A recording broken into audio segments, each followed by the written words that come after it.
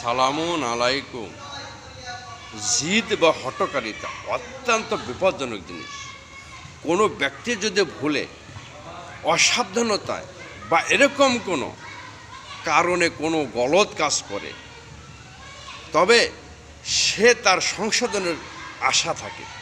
কিন্তু যে ব্যক্তি কোনো ভুল কাজে জিদের সিদ্ধান্ত নেয় যে সে কোনো অবস্থাতেই সে তা ছাড়বে না ও সঠিক গ্রহণ করবে না, তবে সে তার জিদের পরিণতিতে আল্লাহ তাআলার পক্ষ থেকে তার অন্তর মোহর করে দেওয়া হয়, ফলে সে তার সত্য গ্রহণের যোগ্যতা হারায়।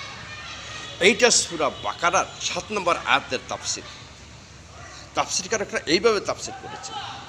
অবশেষে এই ভিডিওটা যদি কাউকে ভালো লাগে, ফলো করে লাইক কমেন্ট করে পাশে থাকুন।